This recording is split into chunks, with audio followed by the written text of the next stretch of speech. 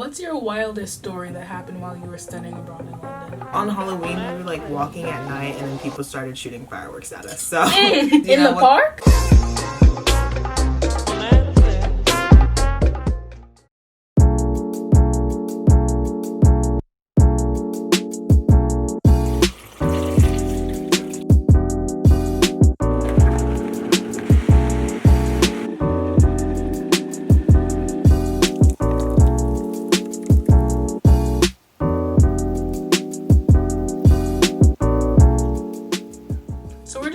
About how we studied abroad in London right after high school.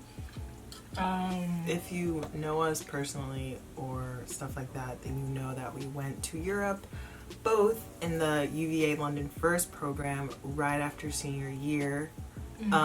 She was 18, I was 17. Went to Europe, had fun. Let's talk about it. And while we're talking, we're just gonna have like a mini mukbang. I'm just drinking a berry smoothie. And sis has yogurt and smoothie and stuff. It's so delicious. Yeah.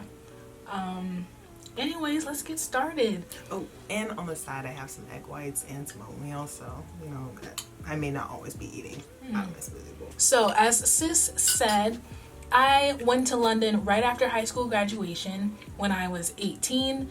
I did go to college. It was part of our college program.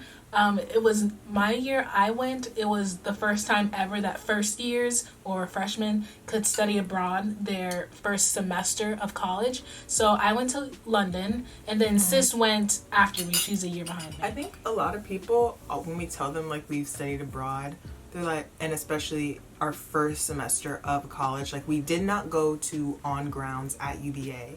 Like we went to Europe, we went to the airport, like yeah. So people are like, how is that possible? Like, yeah, like why would you do that? Yeah, especially like why. People are always saying like, didn't you miss out on this and this? I'm like, I don't know. Like yeah, because literally, okay, so we are going to talk about our study abroad experience, but when I got back, a lot of students asked me, oh, how was your London experience and whatever. I said it was amazing. I had so much fun. And then they would say, oh, I wish I would have, done that. Oh, that was so interesting. And then I said, why didn't you study abroad? Exactly. Why didn't you apply? And they said, oh, I didn't want to miss out on stuff. And then I remember this one girl, she said, well, I wanted to rush at a sorority. I was like, what? Okay, rushing or whatever versus meaningful life experience in another country. I mean, there was no comparison for me, so of course I wanted to go, and that's what I did.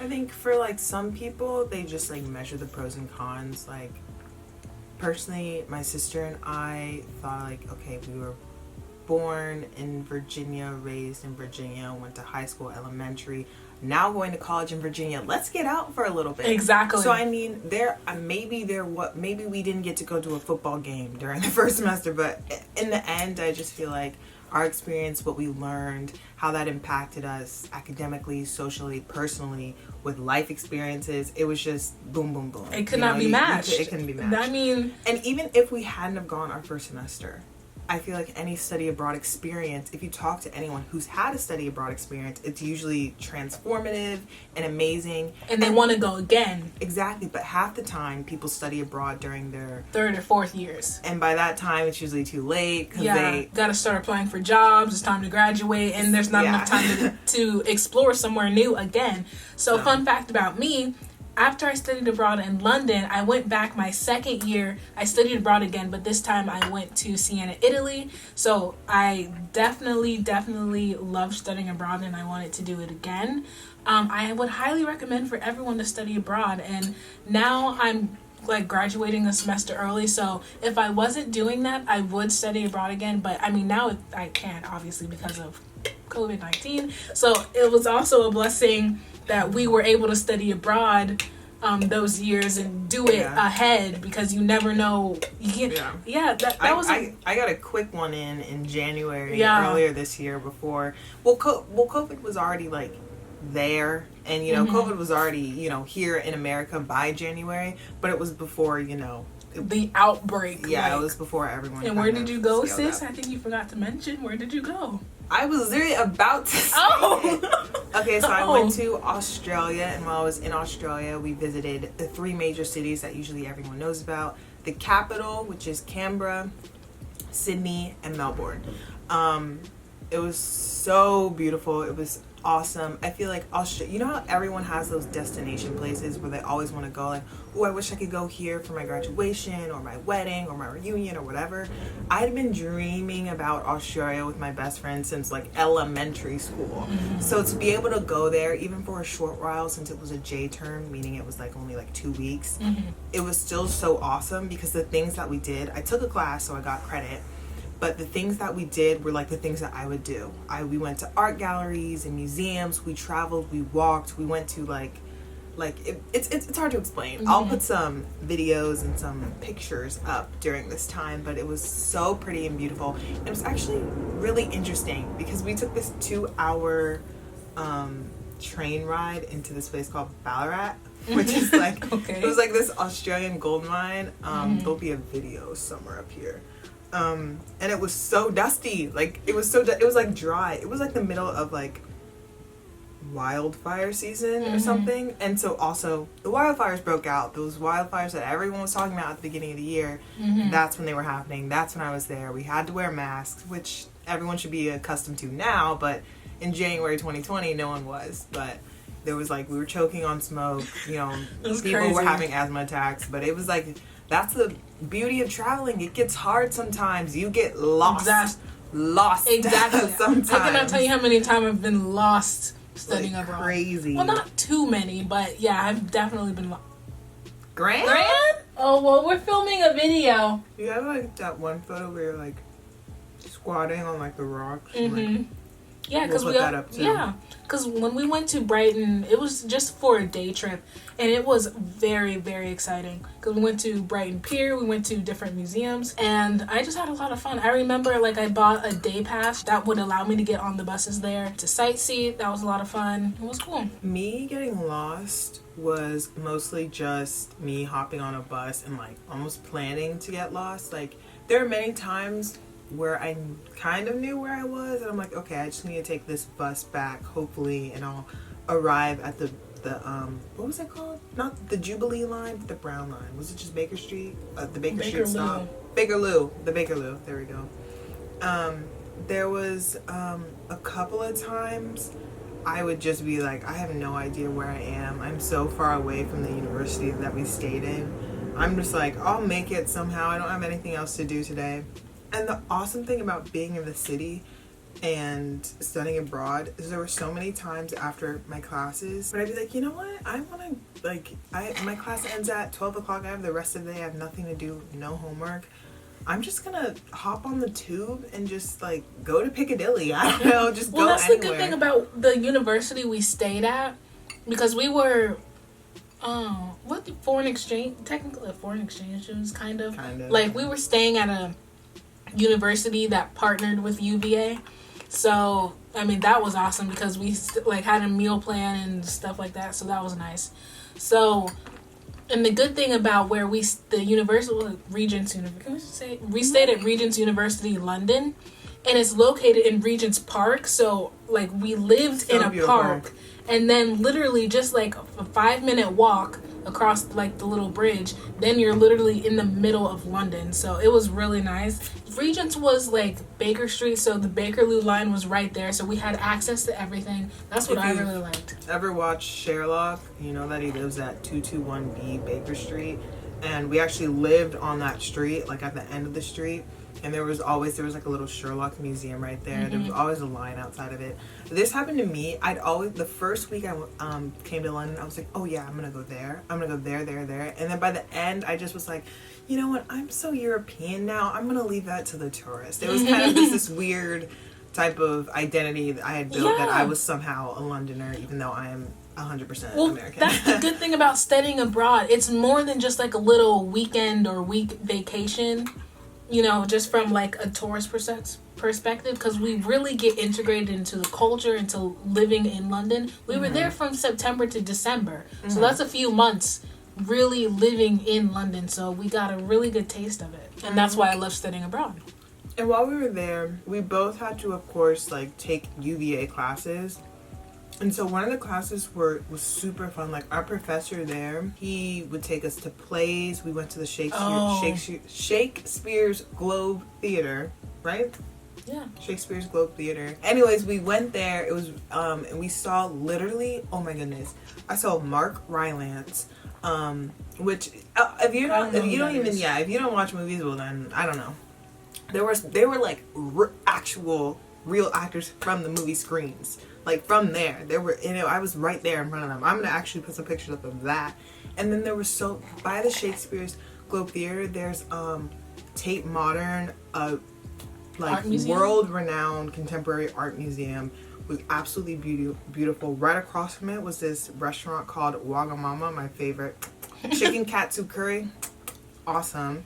And I like Nando's though. Nando's is my favorite because I would go I went there. to like Nando's like once, and that was like when you came, and it wasn't even that good. I liked it. That's where I went on like Saturdays. I went there like once a week. I went to this place. I forgot what it was good. called. It was like some noodle place. On Saturdays when our university wouldn't have dinner. Regional University was it wouldn't have Saturday dinner or Friday? On Saturdays. And so you'd have to like get somewhere. Sometimes I'd go to, what was that pizza place? Pizzeria? Yeah. Oh, One Pizza? I forgot what it was called. But Pizza Express. Oh, I went there one time. It is super expensive. It was not super expensive, but when you think about, okay, if my pizza is this big, you know, like, I don't want to pay $19 for that. Like, that's crazy. While we were in London, we also did some other traveling. She did more traveling than me. Yeah, I did some excursions. I went to Wales by myself and Scotland by myself. And then my roommate and I, she's also from UVA, we went to Paris and Ireland together. So I went to Wales, and while I was there, I went coastering, which is an activity that encompasses 3 activities. So there's rock climbing, cliff jumping, and swimming in the ocean. And we had like winter swimsuits on, winter suits, like body suits on. In the ocean. It was a lot of fun. And then the food I had the food in London, I like their breakfast style foods because they have like beans for breakfast, and then their bacon is more like ham. To me, it tastes like ham. Yeah. And then they have like beans and toast, and I really liked it. I don't really. They have that actually. When I went to Australia in January, they had that too. They'd have. Or at least the hotel that I stayed at while in Melbourne, they'd always serve like beans and then eggs, little tomato cube slices. Oh yeah. With some toast, tomato jam. It's cube. Like tomato little slices. So you slice the tomato in half, and then like you have 2 halves, and then you slice that in half. So I don't know. They're like little triangle things. When I went to Wales, it was a hot mess. I mean, that's a story all in itself. Wales was so cold. It was so cold. It was raining when I got there. I got there at like 2 a.m. on a bus, and then we had to leave the next 2 a.m. on a bus, and we were like, oh, since we're college students, let's save money and not get a hotel. So we never got a hotel. It was a hot mess. Long story short, when you go somewhere, get a hotel and check the weather before you go. So did you stay there overnight without a hotel? Well, you see what I said? Like, we got there at like 2-3 a.m. right? And so then we have the whole morning, but then we have the night until we get to the next 2 a.m. when our bus comes. So yeah, it was all a mess. Huh? That was poor planning. But I mean, it only took like, if you think about, I think literally the bus tickets were so cheap. I'm talking like $8. I mean, it was a nice bus too, and it's not like we were like, you know, on some broke down bus. It was a nice bus, but it was super cheap. Like, we got there like, like $8 I was able to get. Anyways, I got a lot of cute stuff there. That's my thing with traveling. If you looked at a room tour, which you should go get which you should view, and you saw my postcard wall. I got a lot of postcards from Wales. I got a lot of other cute little things from Wales. I have a lot of stuff from postcards from London, from Australia, and those I usually just get at art galleries. It's like you take the art with you because they have it on the postcard in full detail, like beautiful. What's your wildest story that happened while you were studying abroad in London? On Halloween, we were like walking at night, and then people started shooting fireworks at us. So sometimes you in know, the park? Yeah, we were walking like on the little roads out to Regent's Park, literally that little bridge. Was it other students or just random people? It was just random people that were hid behind bushes. They were actually shooting fireworks at us. So I didn't know about that. Our first couple weekends, I went to M&M World. I went to this like tea shop. There are so many things to do. Unfortunately, we got back to Charlottesville. Yeah, we were smacked with reality once we got back to UVA. It's not as though it was like harder, but of course, like, it's just a transition. I mean, we went from London. You're on your own. You have all this freedom. You have the tube. You can go anywhere. You hop on a train, go this place. You can hop on a plane and go this place. That's what and you're tasting this different food. You're with different people. Then we go to UVA, and you're not first years aren't allowed to have cars. You can't really. You feel trapped. There's honestly nowhere there's nowhere to go really, and I just felt trapped. I couldn't do anything. We had to eat the dining food. Studying abroad in general, the emphasis is about getting out of the classroom. We went to movie theaters. We went to museums. Yeah. That's the point. They want you to go on excursions. It's very much like interdisciplinary learning, not just up in the classroom. Mm-hmm. Like I said before, our professor took us places. Like we went to like places, literally like every week. That was the point. When you're studying on grounds or on campus, whatever school you go to, it's about the classroom. It's about, tests, quizzes, homework, exams. Like, of course we have those things, but the emphasis was, what did you learn from going XYZ? When you're studying abroad, it's literally like you're on vacation because you're traveling here, and then you also tie in what you learned from the classroom. You're like, oh, we studied about London history and we went to this museum, or we went to St. Paul's Cathedral.